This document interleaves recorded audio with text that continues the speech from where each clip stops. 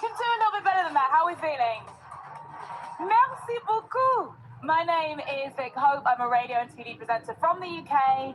Very much a new fan of Formula One, but so excited to be here tonight. It's both an honour and a pleasure for me to host this very special Alpine evening.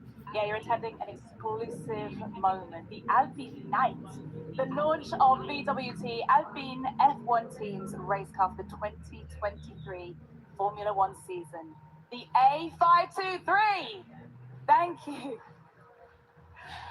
As everyone knows, Alpine has an illustrious history and is deep-rooted across many different forms of motorsport.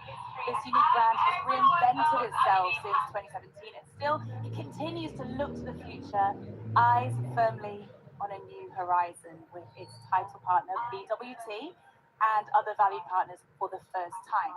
Now, we know you cannot wait any longer for the first glimpse of the A523. But before that, and to introduce this Alpine Night, please welcome on stage Luca De Meo, Renault Group Chief Executive Officer, and Laurent Rossi, Alpine Chief Executive Officer, to discuss the latest step of the Alpine adventure. Welcome.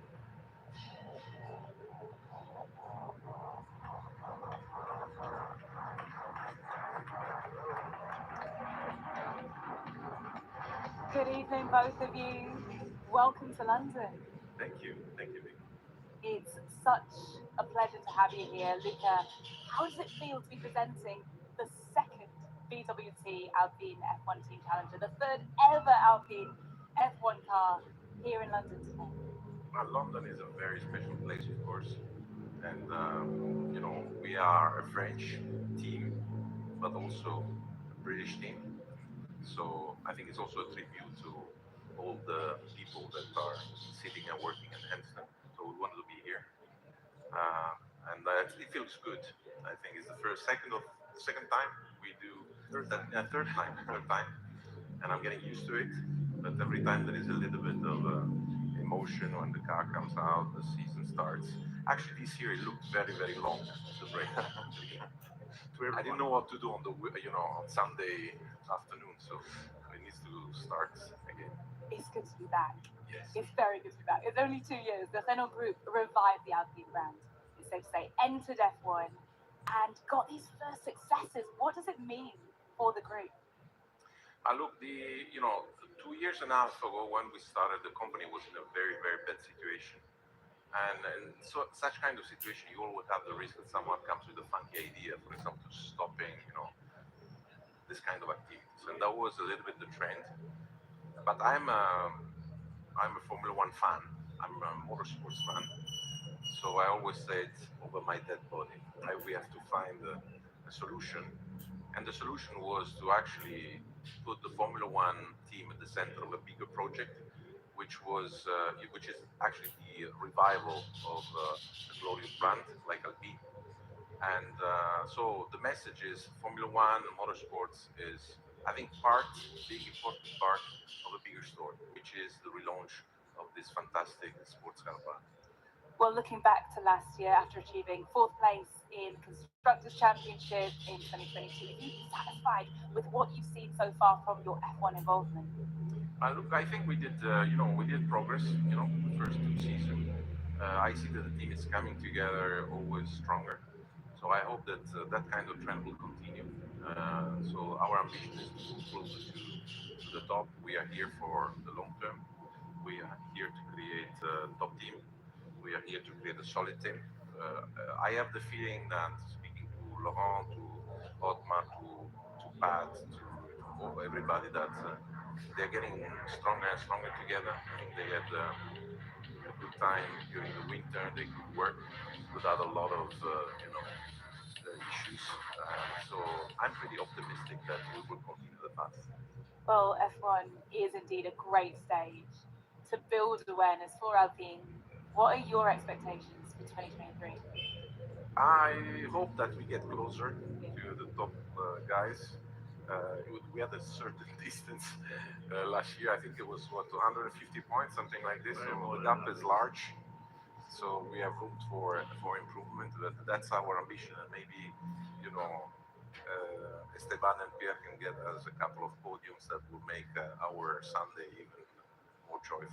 I think so. Well, they're in the room. So you'll be able to give them that message yourself a little bit later. Laurent, how is Alpine's road car program benefiting from its Formula One involvement? Well, yeah, Lucas said it. At the heart of the project, the idea was to leverage the F1 exposure to lift the brand.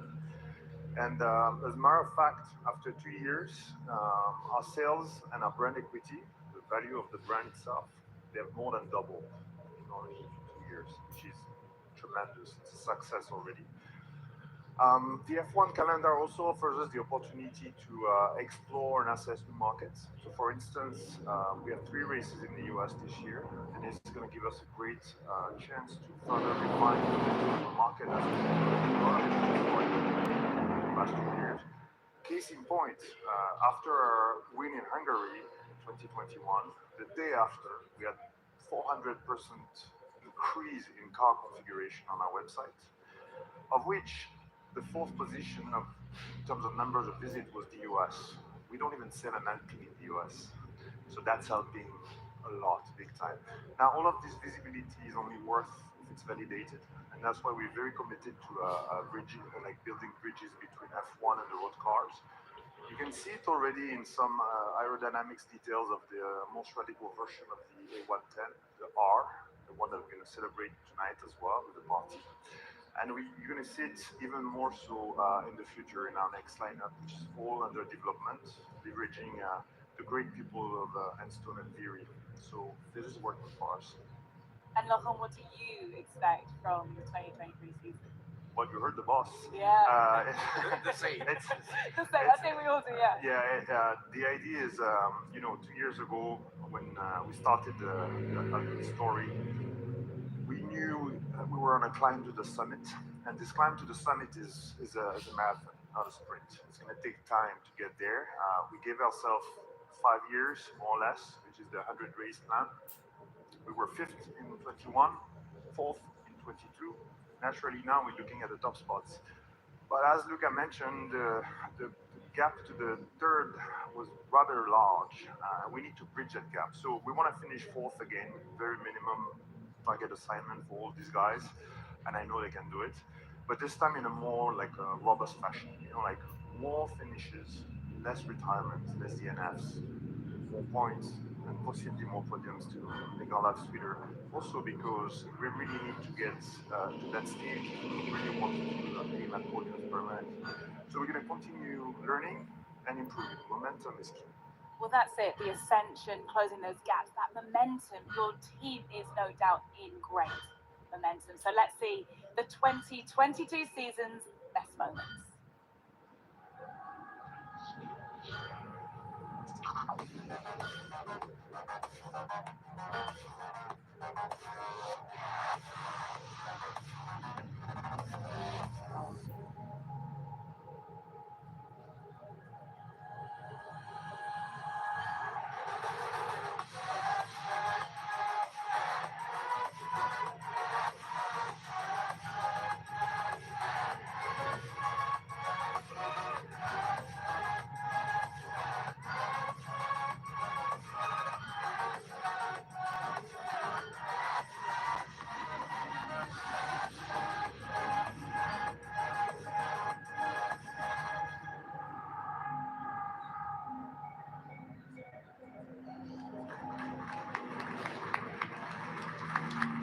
Luca, you said at the beginning it's quite emotional looking back, even just seeing those highlights, it does get you quite emotional, doesn't it? Yeah, I'm a fan. It is, yeah, it's amazing to see, it's exciting to be here, and in a few seconds we are set to reach a crucial moment of the evening. Who's excited?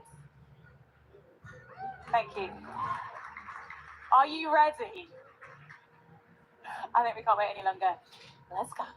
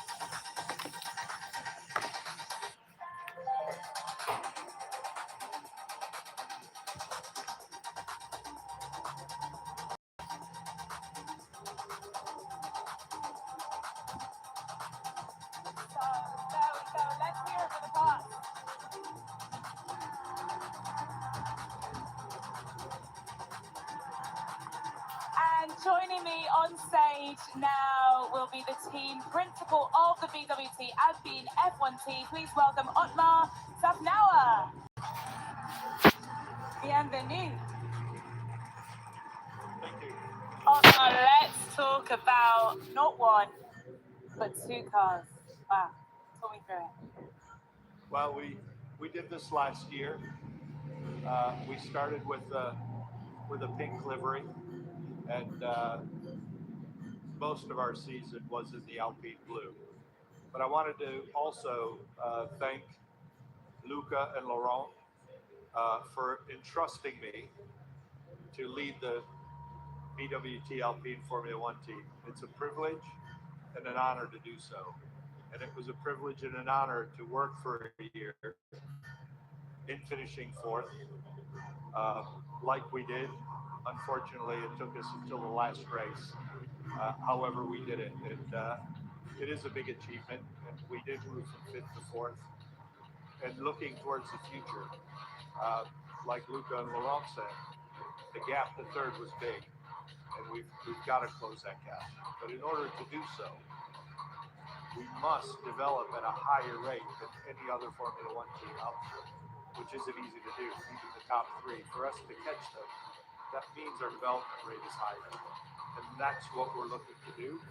And that's what this 8-5-2-3 will hopefully do for all of us. They are big. Talk me through the process, talk me through what is so special about them. Well, a year ago, not quite a year ago, we set some targets for these cars. Then we go through the process of target setting, and they have to be objectives that are attainable, but stretch. Because if you don't stretch, you won't catch the guys up front. And the beauty of it is they're lighter. Matt will come up later and talk you through the significant differences in this car versus last year. And there are differences. And what I liked about it is that the differences that we put into these cars will enable development. Last year we had a very aggressive development cycle, which we achieved. This year, I think we've got even more potential. Well, looking at last year, 2022, fourth place in the Constructors' Championship, can we say the goal at that point was achieved? Yeah, we achieved our goal last year, for sure. Unfortunately, it took us till the last race, and it was a bit nerve-wracking. But, you know, if things aren't easy and you work hard for them, they're more rewarding when you get there. And we're not yet to where we want to be, but we'll get there. And what's the plan for the year ahead? So the year ahead is, like Laurent and Luca said, less DNFs, more points, hopefully some podiums, a lot closer to third and further away from fifth than we were in 2022. And I'm happy to say we've got the spirit, the racing spirit back at Enstone and Beery. We've got a great collaboration between the two places, and soon on stage we got a driver pairing that can do it. Yes, well, we will get to that in just a second. Just on a personal level, how are you feeling about 2023? What are the feelings that are going through you right now? Well, I'm a racer at heart, and I've been a racer since my young days. You're still young, mate. Come on. I can't wait. I can't wait to start. And it seems like our winters are getting shorter, and the racing season is getting longer. But I like that. Yeah. It keeps it moving. It's so exciting. You bring over 25 years of F1 experience. You've seen a lot of different teams. You've seen a lot of different personnel. What kind of potential did you see in the BWT Alpine F1 team itself? Well, I've been there a year, and the thing that I like most about the team is, like I said before, is its racing spirit. And when I got there, people talked about, and this was just a year ago, the Enstone spirit. Renault have won championships before out of Beery and Enstone. And now that's changing. It's an Alpine spirit. And that Alpine spirit is one of racing, of collaborative effort for 1,200 or 1,250 people working together for one goal. And if we can all stay together, work a little bit harder, a little bit smarter, and make our development curve just a little bit steeper than our competition, we will soon get to where we want to be. And that's vying for world championships. And just finally, how many races for this beautiful pink car? Well, last year we had a few, and if it ain't broke, don't fix it. So this year we're going to have a few. You'll see this at the beginning. La vie and the wolves. Ouais. I've been practicing that for days. Parfait.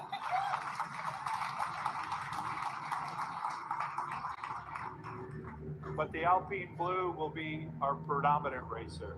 So although we'll see pink, we'll mainly see blue. And pink is a color that's brought to us by BWT, our title partner. And the reason it's pink is because with the pink, they want to be noticed in the fact that they're helping change the world and reduce plastics. You know, they're all about filtering water at source so we don't go out and buy little bottles of plastic. And I think the Formula One team itself, because we've eliminated plastics when we travel, I think we've saved 14,000, 15,000 bottles of plastic, just our team. So it can be done, and I want to thank DWT for being our great partner, and that's the reason for the pink. And our other main sponsor and partner, BP Castrol, we've been working closely with them, and I want to say, and maybe it's the first time you've heard it, but I'm confident and I know that they've produced the best fuel and the best lubricants for our powertrain in Formula One. And with them, we get more performance, and I want to thank them.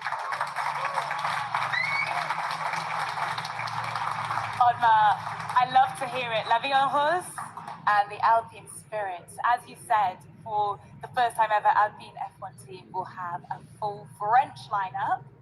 So take a look at this.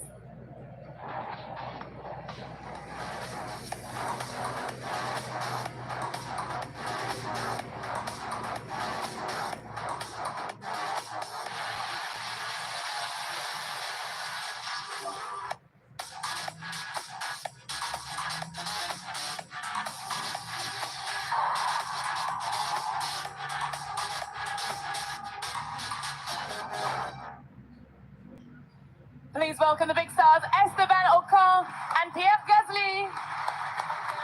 Hello, everyone. Bienvenue. Merci beaucoup. Good evening, gentlemen. It's great to have you with us tonight, Alpine drivers. I know you've been really busy preparing for the season, right? Super busy, yeah. But it's been a good winter. I think we are obviously very proud of the work we have all achieved. And you know, the little bonus obviously is that we drove the car already, which you know, has been obviously sensational to be driving again. You know, all these hours of work from everyone, from Viry to Enstone, thousands of people, you know, working to deliver this car. It's just been great, you know, to just let it go out the garage, put full throttle for the first time, and yeah, that gave me obviously the smile. I really get the impression from everyone it was just raring to go. Esteban, you personally had one of the best and most consistent seasons of your career last year, finishing 8th in the Drivers' Championship and, of course, helping the team get that 4th place in the Constructors' Championship. The goal, I assume, and I'm hearing this a lot, but it is to improve on all of that this year. Well, thank you very much. Yeah, it's been a consistent season and you know, stronger than, you know, when the team came in Formula One in 2021. You know, renamed Alpine. You know, we've scored, you know, strong results in the top 10 consistently. But obviously, yeah, we want to build on that. We want to progress, you know, get faster, and, you know, catch, you know, the top 3 teams basically. So yeah, the target is going to be to obviously keep fourth and get closer to third. And Pierre, welcome to the team. Thank you. An official driver for 2023. How does that feel? That feels pretty amazing. I think it suits me quite well. I worked out all the winter in that suit, but no, I must say I'm extremely excited. What a beautiful, beautiful car. It's a new beginning for me, the start of a new journey, and yeah, I must say I'm extremely motivated, and just yeah, cannot wait to hit the track. Yeah. Well, Esteban Pierre is your new teammate, but apparently you already know him very well. We've known each other for quite a few years, yeah. Since we were very little, 6 years old, yeah. We were driving go-kart together, yeah, like that back then. Obviously, yeah, I was going through the memories, not too long ago. It's gonna be super special. Slightly taller than what I remembered. Yeah, like, I was already taller than you before, but now I have grew up a bit. Well, I don't know what you ate at the time, but it's just like. But yeah, no, it's gonna be great to write a great story together, and I hope we can be successful in it. It's really special. It's brilliant to be reunited. The season is going to be very special. I can feel it. I know it. After Alpine finished fourth, of course, last year in the championship. What is possible in 2023 with yourself, Pierre, and Esteban behind the wheel? Well, I think as everyone said tonight, Alpine had a fantastic season last year. Really good evolution and progress through the year, and yeah, clearly the target for us is to consolidate fourth in the championship in a more dominant way and close that gap with the top three. So we'll try to develop as much as we can and have a better rate to close that gap. But no, personally, I must say I'm super excited. It's a great project. I fully believe in this new project, and from what I've seen so far at the factory back in France in Viry, in Enstone, there is just massive potential, and we got the resources, we got the human resources, so now it's just about putting the work, and I'm sure the results are going to follow.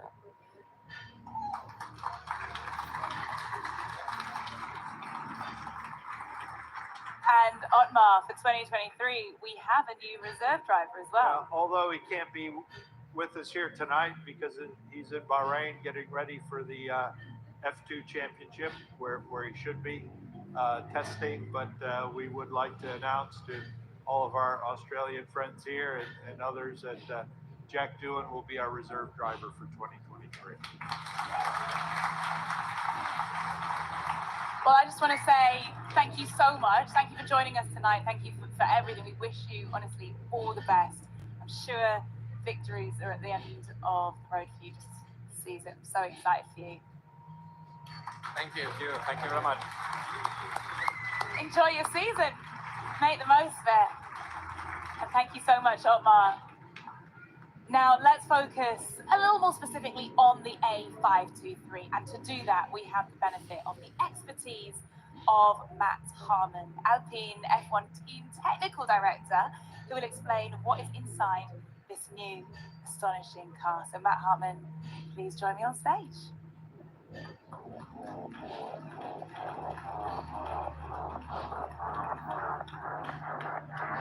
Good evening. After seeing in 22 the biggest bulk of rule changes for some time, how has the A523 evolved since last year's car? Well, firstly, good evening, everybody, and good evening, Vic. Yeah, it's great to be given the opportunity again to stand here and talk about, the efforts that we put into the A523 car with the teams at both Viry and Enstone. And yeah, to be honest, I'd just like to walk through the car really and just kind of talk about front to back what we've changed and why we've done it. Take it away. To start off, just to link in with what Otmar said about targets, the first thing we did with the 523 is set ourselves some aggressive targets, targets that were going to challenge us, but we're going to deliver what we need to do to compete at the right level. So, we started off at the front of the car with the main plane of the front wing. We've looked quite extensively at changing the nose concept here. There's a very different structure in here which allows us to, gives us more freedom to change more elements of the front wing, particularly more quickly, and allow us to control that airflow more consistently into the front suspension area. As we move a little bit further back, we start talking about the front suspension and the brake cooling systems. The front suspension concept is exactly the same as the A522, but it's not the same in terms of its kinematic and the way it works. We've changed the position of our wishbones quite considerably, again, to help with that pressure and the flow through that area, to make sure that we present that air